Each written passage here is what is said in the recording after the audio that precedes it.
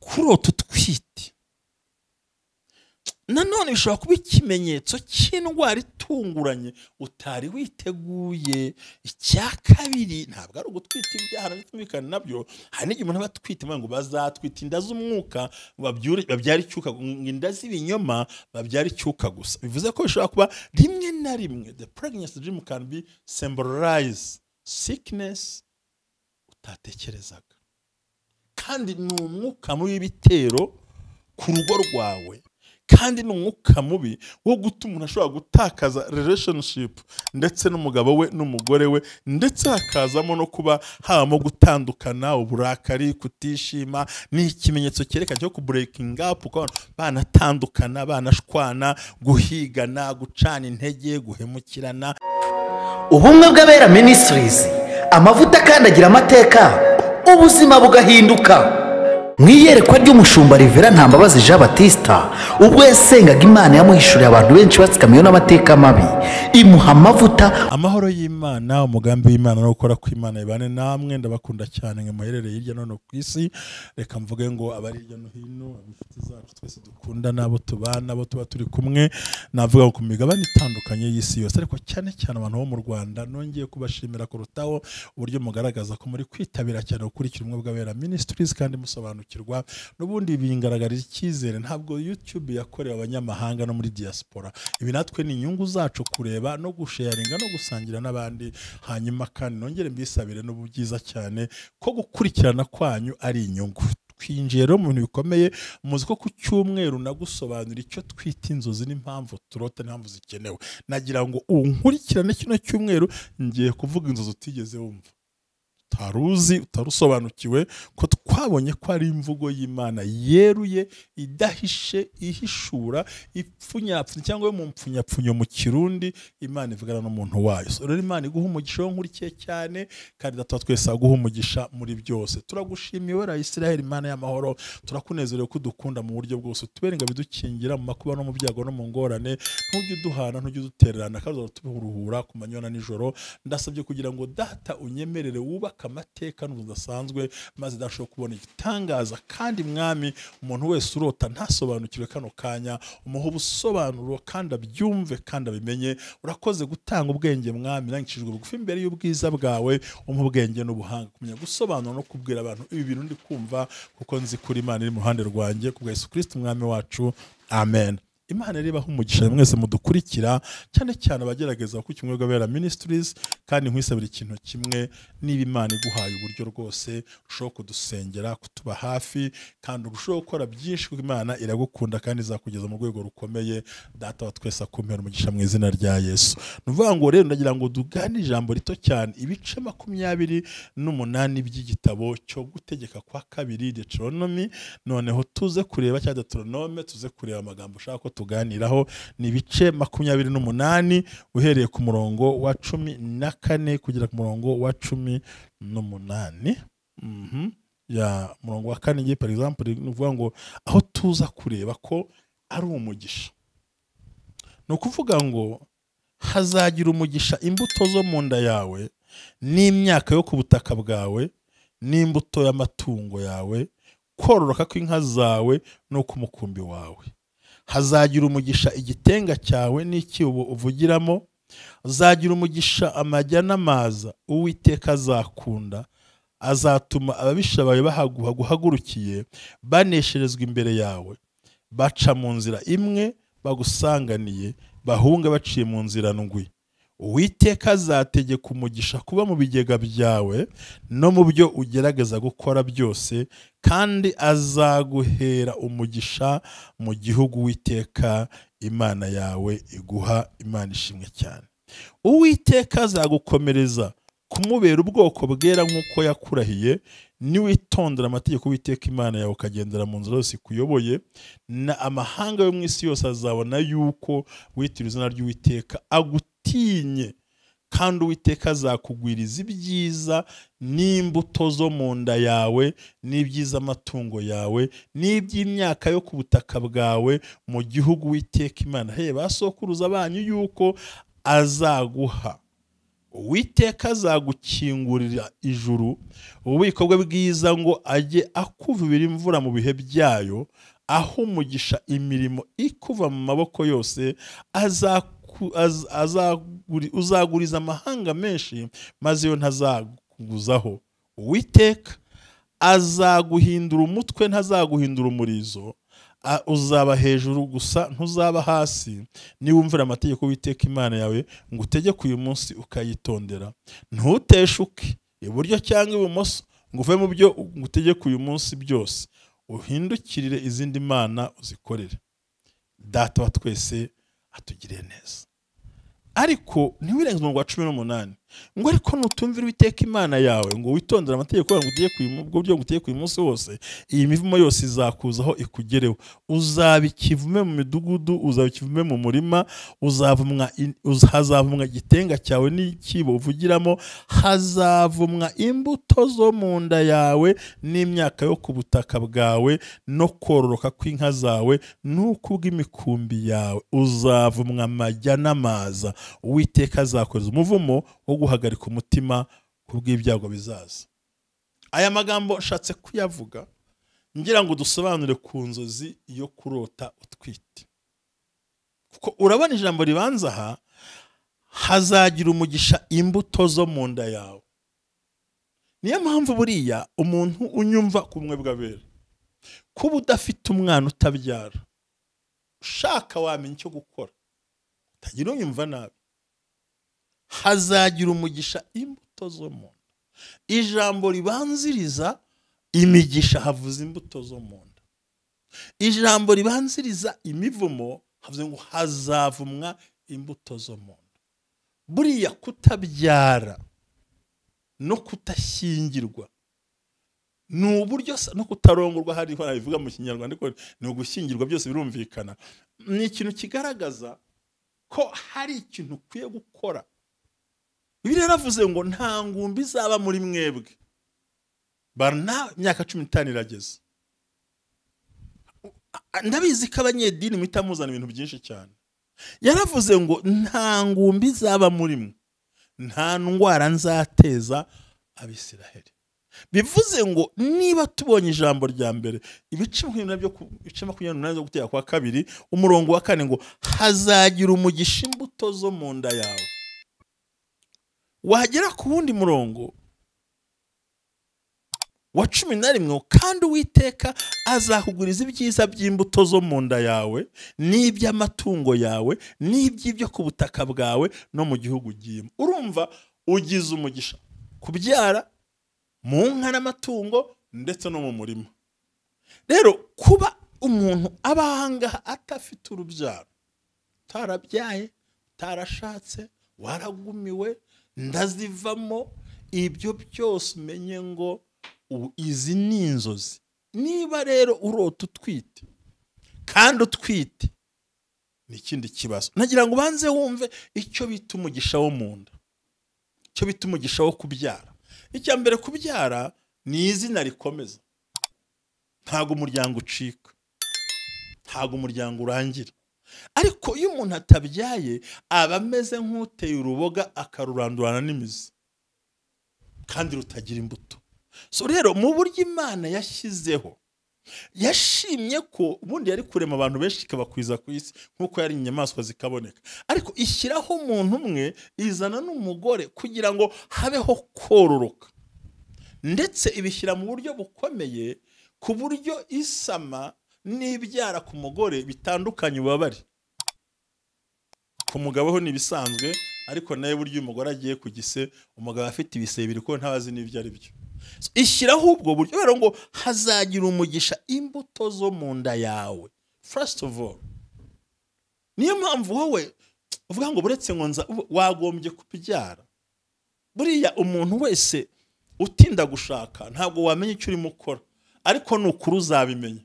Aho abandi bashyingira wowe ukirwana na pamperisi, aho abandi bashyingira wowe urwana n'iki n'ibyaha by'umwana, aho abandi bashyingira wowe urwana na minerivani, kandi iyo ubyara kare abana wabyaye uyu munsi bahagushyigikiye. Twihanganisha abagore batabonye urubyaro, twihanganisha abagabo batabonye urubyaro. Uwo ni umuvumo, iyo ni karande wagombye guhaguruka ugatanga icyo ushoboye cyose, ariko ukabona umwana. Ni Bibiliya, ijambo ry'Imana. Mbere yuko nsobanura ku nzozi zo kubyara, kuki biri hereho ngo azagira umugisha, nzaha umugisha imbuto zo mu nda yawe, haba ku mugabo haba ku mugore, imbuto zo mu nda, kuko iyo wibyaye uba usa nkaho wicunguye. Iyo utarabyara uba utaricungura. Ntago ubonye nkomeza mihigo, ntubonye nkomeza muheto. Nuvuga ngo muri make ugiye kuba nk'ikara rizimye bajugunye, bya bindi waruhiye, ibyo wakoreye biribwe na banyoko wanyu, baso wanyu, ariko kandi abo bose nibabirya bazabirya nkaho ntakibatwaye. Ariko umwana wawe niwe wawe, akabura ntikabona nk'inawo umuntu. Burya nkubwiza ukuri, abahanga barambwiye ngo ubura shobuja ubura umubyeyi ntubura shobuja. Bivuze ngo umubyeyi ni ikintu gikomeye. Rero iyo utabyaye ngo ugire umwana usiga mu rugo, ndagira nkangura bajugunya muri toilette n'ababica, urimo urahemuka, kuko kubyara uba wibyaye, kandi kwibyara uba ubonye ukubaha. Umugore ntiyakubaha nk'umwana wawe, umugabo ntiyakubaha umwana, kuko umwana wewe biba birenze yubaha wowe. Tuva mu ngo zitandukanye, umugore hari umugabo hari, tukabana tugahuzwa na wa mwana. Niyo mpamvu hagati y'umugabo n'umugore ntacyo bapfana, na DNA ntabwo ari izabo ntizihura, ariko umwana yamuhuza DNA. So urumva uko ugenda ubyara nawe abyara, niko mugenda umuryango wanyu waguka kandi ugwiza imbaraga. Aha rero turabonye ngo azagira umugisha imbuto, hazagira umugisha imbuto zo mu nda yawe, n'imyaka yo ku butaka, ndetse n'iz'amatungo n'umukumbi wawe. Usama ku muntu, kweza mu myaka, amatungo nayo akabyara. Nguwo umugisha Imana yatanze. So rero kurota utwite bivuze iki? Ubundi kurota utwite icyo bisobanura ni umugisha. Ni umugisha. Rero inzozi mu kurota, mo turaganira ku ijambo ry'Imana, turisoma turisesengura, nuvuga ngo kurota utwite muri rusange ntabwo ari byiza, ariko ni igenero. Pregnancy in the dreams is a generally bad, ariko ni muri rusange ntabwo ari nziza. Ariko bishoboka yuko bishobora kuba byiza ku bagore bamwe na bamwe. Guhabwa umwana no kubyara umwana ni imbuto z'amasengesho ya buri mugore, ni icyifuzo cy'umugabo, ni icyifuzo cy'umuryango. Iyo ushyingiwe uba ugomba kubyara. So rero muri rusange kurota utwite muri rusange ntabwo ari byiza, ariko ku bantu bamwe na bamwe byo ni byiza cyane, ko tuzi ko kubyara bikomoka mu gusenga Imana. So rero bivuga ngo umwana ukomoka muri mariage, nuvuga ngo niwe mugisha umuntu aba afite. So rero umugore utwite akarota atwite, kandi n'ubundi afite umwana, icyo kintu ni ikintu kibi. Kigaragara yuko ukwiye gusenga Imana ugatabara, kuko Satani ateye urugo rwanyu. Harimo ikintu gikomeye, kuko usanzwe utwite, noneho urose utwite, ntabwo indi igiye kuvamo, ahubwo biravuze ngo mu rugo rwawe hagiye kuvuka ibibazo mu buryo bw'umuryango, ku buryo mushobora gutongana, harimo gucana inyuma, harimo kwangana, kuko n'ubundi warose utwite, n'ubundi wari utwite. Urose umwana watwite kandi akiri mutoya. Hari n'abarota umugabo atwite kandi atwita. Biravuze ngo muri famiye hajemo akavuyo, hajemo akavuyo. Ugomba kubitekerezaho, ugomba kubisobanukirwa, ukamenya uti habaye iki. So mu mwuka rero bisobanura yuko iyo uri umugore uramutse ugiye gutwita, kandi ubwawe uzi neza ko wumva ukiri umukobwa utarashakwa, ni ikintu kibi cyane. Ni ukuvuga ngo ni icyaha cy'ubusambanyi, urimo uracyumva kikuriho ni icyaha cy'ubusambanyi. Ikindi ubusambanyi burenze bukwirukankaho indwara, kudatera imbere, kutazabyara, kutagera ku kintu cyakora ugikeneye uri umukobwa, ndetse no kutagira ubutunzi, no kushobora kuba wagira depression muri wowe. Umuntu avuga kurota muri rusange twese uko turimo tubiganira. Ushobora kuba uri single, turumvikana, cyangwa se uri umugabo, uri we wese ukarota ibyo bintu. Ugira kubirota birasobanura ngo hagiye kubaho ubusambanyi buzagukurikirana, indwara, kutazabyara numara gushaka, gutakaza focus yawe, muri make intego igatakara. Ikindi kibaho kubaho nuvuga ngo noneho no kuba udashobora gutunga ibintu bya butunzi si ubwawe, bizakuvaho za depression. Bibiliya bisobanura neza cyane, ikavuga ngo yuko buri mubyeyi cyangwa uretse n'icyatuye bose bagomba kugira imizi yo gushora, ngo bagomba kubaho. So ngo ibi bintu biriyo bisobanuye cyane. So rero kurota muri ubwo buryo ni uburyo buri negatifu. Ukuri single, nta mugabo ufite, nta mugore ufite, ariko bisobanura ubyumve cyane. Ni ikimenyetso cyerekana ko umwuka w'ubusambanyi ukuri inyuma, kandi ikindi indwara zigukurikiranye, ntuzashaka, ntuzabyara, uzatakaza intego yawe, kugira ubutunzi si ibyawe, noneho na zaki na za depression zikagusanga muri ubwo buryo. Bikwiye gusenga Imana ukavuga uti mu izina rya Yesu nirukanye uyu mwuka mubi ngendaho, kuko ari ikintu gikomeye cyane. So rero iyo umugore cyangwa se umukobwa abona karota buri munsi bimugarukaho, biravuze ngo n'imbaraga zimuvamukiye, zimwirukankaho, zimurwanya, zishaka umunaniza. Iyo rero ari umugabo, bivuze ngo, kandi koko umugabo nta twite, biravuze ngo ni umuzigo uremereye Satani agiye kumuturaho, agiye kwikorera, ni ubumuga, ni uburwayi bugiye kwinjira mu buzima bukarerwa nabi, kuko aho mwanzi ari hatangirira. So bisobanura rero ngo wikore umuzigo uremereye. Uvuga ngo mu ntego imwe cyangwa iyindi, cyangwa mu bundi buryo, ni ukuvuga ngo umwanzi ari inyuma yawe, arimo arashaka gusenya, kurwanya destination yawe, kurwanya ubuzima bwawe, kurwanya icyerekezo cyawe, kurwanya ibyo utekereza. Ni igihe cyo gutekereza ko Satani yafashe intego, afite papasi cyangwa ikindi kintu cyo kugira ngo agucogoze mu buryo bw'umwuka, kandi ukwiye gusenga Imana bikavaho. Bivuze rero ngo wowe ubwawe wagombye gusenga, ugasaba Imana ikagira ibintu ihindura, ikagira ibintu ikora, ikagira ibintu igizeho, kugira ngo ubashe gusenya icyo kintu cy'inzozi mbi.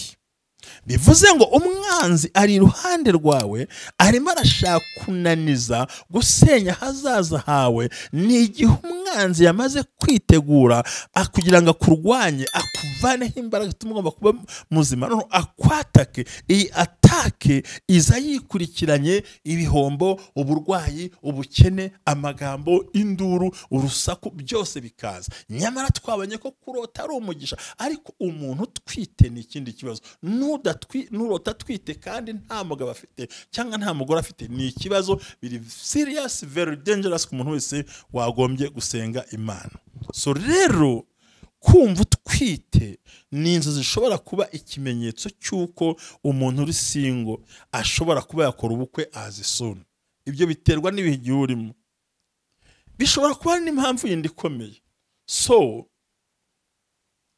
muri rusange ntagiye ku bintu bya kure, kurota utwite nanone bishobora kuba ikimenyetso cy'indwara itunguranye utari witeguye. Icya kabiri, ntabwo ari ugutwita ibyaha n'abitumvikana nabyo. Hari n'igihe umuntu aba atwite ngo bazatwita inda z'umwuka, babyara icyuka, inda z'ibinyoma babyara icyuka gusa. Bivuze ko bishobora kuba rimwe na rimwe, the pregnancy dream can be symbolize sickness utatekerezaga, kandi ni umwuka mubi w'ibitero ku rugo rwawe, kandi ni umwuka mubi wo gutuma umuntu ashobora gutakaza relationship ndetse n'umugabo we n'umugore we, ndetse hakazamo no kuba habamo gutandukana, uburakari, kutishima. Ni ikimenyetso cyerekana cyo kubreaking up, ko banatandukana, banashwana, guhigana, gucana intege, guhemukirana, ndetse no kuba hari umwuka mubi cyane ukurikirana ndetse ushaka kugira ngo usenye ubwo buzima bwawe. So we muntu urota rero utwite cyangwa ibintu mbona mu rugo mutonganye, mutumvikanaho, mutaganira, mushwana, nk'urugero ugasanga hagiye kuba ko nuvuga ngo nk'urugero niba utabirota ariko mbwira ibintu biri kubaho, ugasanga muri relation yawe haje kuma ikintu cya interruption kigiye kuza hagati ya relationship hagati y'umugabo n'umugore, kandi ugasanga biteye ubwoba, ugasanga n'ikindi twara ubwo buryo. Ikindi kuba izo nzu zishobora kubatuma mwaho gutongana, kurakara, guhangana, kurwanyana, guhigana, kutavuga rumwe, kutaganira. Menya neza ko umwanzi yagufollowings 100% ashaka kugira ngo akurangize, akurandure, kandi bitera ubwoba. Aho mwuzumva mutumvikana, ikintu mucyumve kimwe, umwe ntiyumve ikindi, wavuga A akavuga O, wajya mu kabanda akajya ruguru, wajya ruguru akajya hepfo, wavuga iki akagisenya. Mbe ugasanga buri gihe bwa mwumvikano, kwa kuganira, kwa kwegerana, kwa kuvuga no kuganira, Satani yamaze kubyinjiramo, yagiye kurwanya gahunda yanyu. Aho rero niho hari imbaraga zikomeye. So nuvuga ngo inzozi rero zo kurota muri ubwo buryo ni ikintu gikomeye, ndetse bisobanura yuko harimo akaga utagomba kwitegura.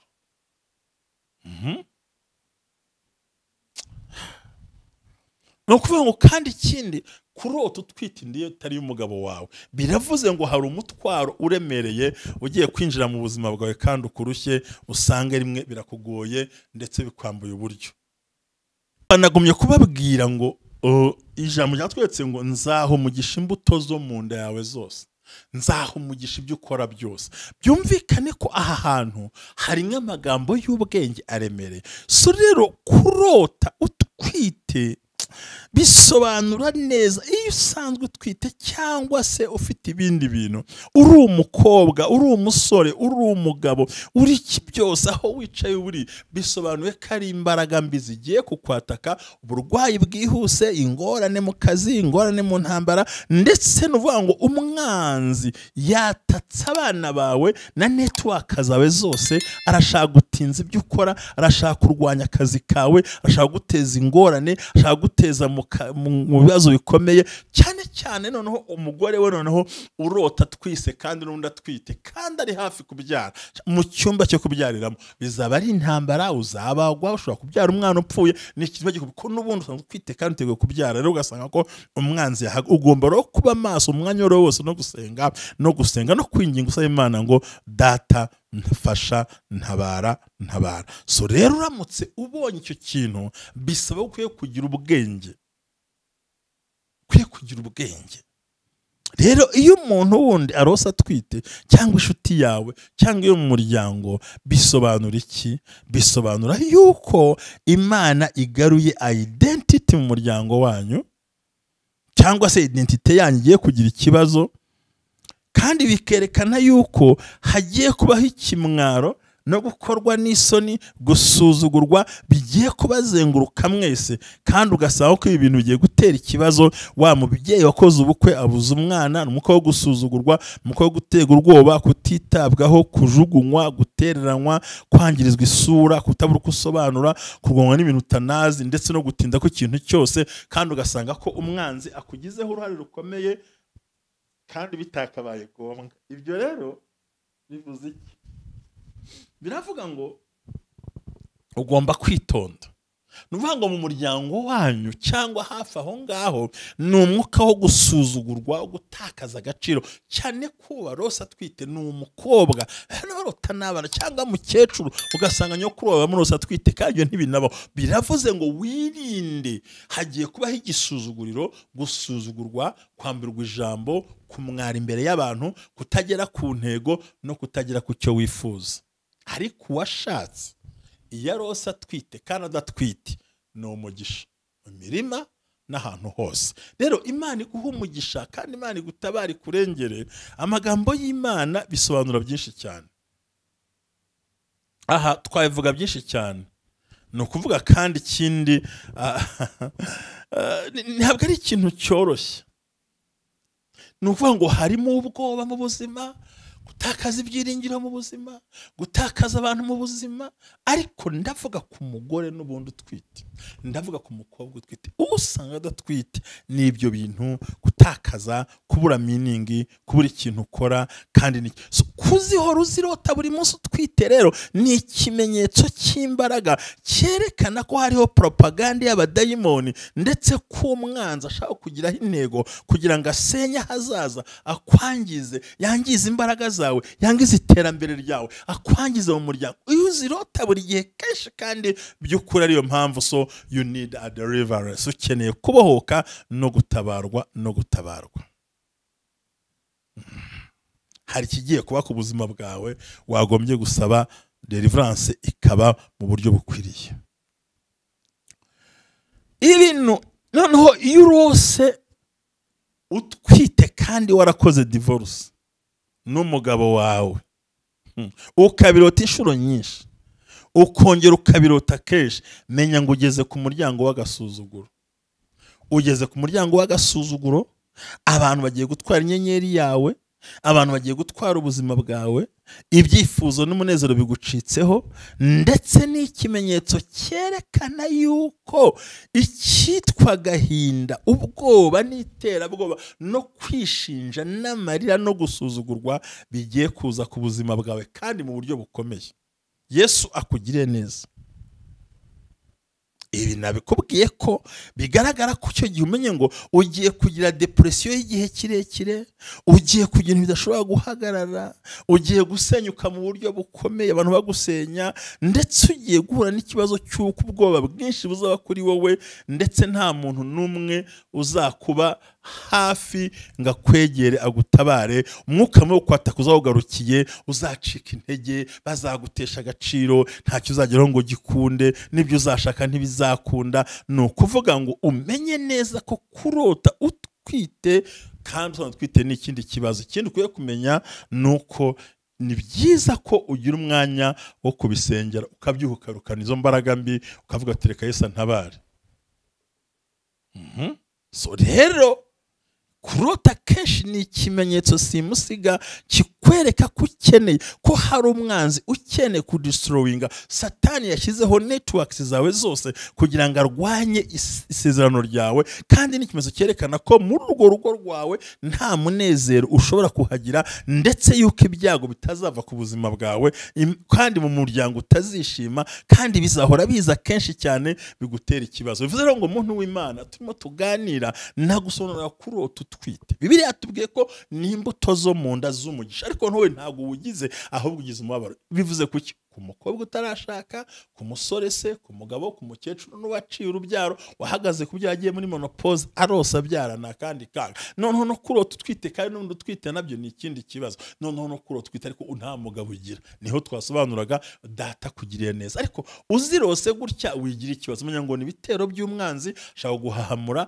kukwambura ijambo. Niba utwite kongera ukarota utwite, menya ngo nujya kwa muganga mu cyumba cyareba uraza kugora bikurushye, ariko data wa twese ari hafi yawe. Izi nzozi zose mba nkubwiye, mba ngira nkubwire ngo witinya. Kubibona ubwabyo ni kimwe, no kugusohoraho ni ikindi. Ntekereza ko ikigoye nuko byagusohoraho kandi Imana yakuburiye. Niba umwanzi yahagurukanye izo mbaraga mbi zo kukurwanya, no kugusenya, no kugukubita hasi, no kuguhagurukira, nta mpamvu wagacecetse, ahubwo stand up, pray, pray, pray again, pray again, again, again. Senga, senga, wongere usenge, wongere usenge, ukomeze usenge, ugende usenge, uvuge usenge. Kandi niba utabisobanukiwe, hano ku isi hari abashumba benshi, hari abantu basigiwe no mavuta bagufasha kumva iki kibazo. Hari abantu basizwe bakubwira ati ibyo warose nibi kora ukunuku biravaho. Abo barahari kandi ni benshi. Nurangiza azakugira inama, umenye icyo gukora, umenye uko ukwiye kubigenza. Niyo utahamagaraje hari abandi wahamagara bakubwira, kuko twese twahawe impano yo kurota ariko nitwe impano yo gusobanura. Uyu munsi kuwa mbere Imana ibane nawe, Imana igushyigikira. Komeza ukore comment, share, ariko ndagusaba subscribe uyu munsi. Niba utarayikora yikore, nyaboneka sharinga kino kiganiro. Abantu bari bakurota ntago bari kubyumva, ntamenye ko yarose atwite kandi atwite biravuze ngo iyo ndizavamo. Niba ibyo byose n'ibyago n'amakuba biri kuza, Imana iguhe umugisha. Ukeneye deliverance, ukeneye gutabarwa, amahoro y'Imana abane nawe. Nkwifurije umugisha w'Imana kandi datos ntakagaruka, turacyari ku munsi kuwa mbere, nejo tuzakomeza. Imana ibahe umugisha. Rimwe ngo shalom shalom. Kurota n'Imana ibitanga, gusobanukirwa ukabaza, ujye urota ariko ntukemere ko ibyo wabonye mu nzu bigusohoraho cyaba ari ikizibu, cyaba ari ikibazo. Shalom shalom, amahoro y'Imana abane namwe. Ubumwe bw'abera Ministries, amavuta kandi agira amateka, ubuzima bugahinduka. Mu iyerekwa ry'umushumba Rivera Ntambabazi Jean Baptista, ubwo yasengaga Imana yamuhishuriye abantu benshi batsikamiwe n'amateka mabi, imuha amavuta ngo ugende uyasuke kuri bariya, ubuzima buhinduke. Amavuta kandi agira amateka, ubuzima bugahinduka.